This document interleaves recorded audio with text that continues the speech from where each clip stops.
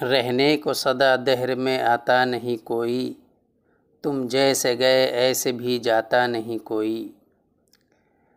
حضرت الامام مولانا سید ابوالحسن علی ندوی کے محبوب بھانجے اور ان کی وفات کے بعد ان کے جانشین دارالعلوم ندوۃ العلماء لکھنؤ کے ناظم، مسلم پرسنل لا بورڈ کے صدر، عربی اور اردو کے بلند پایہ کثیر التصانیف ادیب، 30 سے زائد کتابوں کے مصنف، رابطہ عالمی اسلامی مکہ معظمہ کے رکن تاسیسی، اسلامک سینٹر آکسفورڈ یونیورسٹی کے رکن تاسیسی، سینکڑوں اداروں کے سرپرست و نگراں حضرت مولانا سید محمد رابع حسنی ندوی بھی اس دنیا سے رخصت ہو گئے اور مسافران آخرت میں شامل ہو گئے۔ انا للہ و انا الیہ راجعون۔ ایک عظیم ترین عبقری علمی شخصیت کی رحلت سے عرب اور عجم کی پوری علمی دنیا سوگوار اور اشکبار ہے۔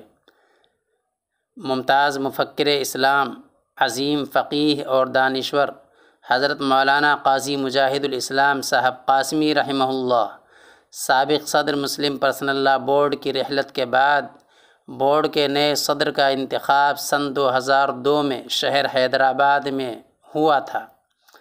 آپ کی ولادت 1929 میں ہوئی۔ اپنے دور صدارت میں سیدھے سادے، معقول، معتدل اور دل پذیر پیرائے میں آپ نے ملت اسلامیہ ہندیہ کی پوری رہبری فرمائی۔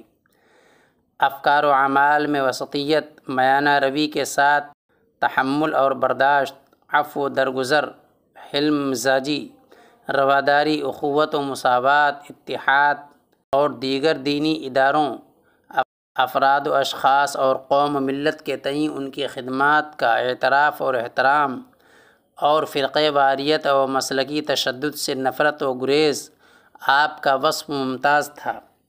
بڑی معقولیت، حکم و تدبر، بالغ نظری اور دور اندیشی کے ساتھ لازوال دینی، علمی، تحقیقی اور تصنیفی اور اصلاحی خدمات پیش کیں جو لوح تاریخ میں ثبت رہیں گی انشاءاللہ۔ اللہ تعالیٰ آپ کی مغفرت کرے اور خلد بری کا مکیں بنائے۔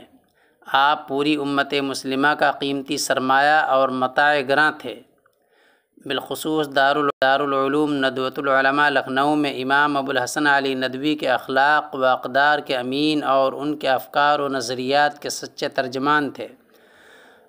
آپ کی رحمت دنیا کے لیے ایک عظیم خسارہ ہے۔ اللہ تعالیٰ اس کی تلافی فرمائے، آپ کو بلند رتبوں سے نوازے۔ دینی، دعوتی، علمی، تحقیقی، اصلاحی اور ملی اور فلاحی بے لوث خدمات کو آپ کے لیے زاد راہ اور صدقہ جاریہ بنائے۔ حضرت مولانا ابوالحسن علی میاں ندوی کے بھانجے تھے اور ٹھیک 22 سال کے بعد حضرت مولانا ابوالحسن علی میاں ندوی کی وفات کے 21 رمضان المبارک کو حضرت بھی ہم سے جدا ہو گئے۔ اللہ تبارک تعالی حضرت بال بال مغفرت فرمائے اور آپ کو اعلیٰ علیین میں جگہ عنایت فرمائے، اور اللہ تبارک تعالی آپ کے لواحقین کو صبر جمیل عطا فرمائے۔ آمین۔ وآخر دعوانا ان الحمد للہ رب العالمین۔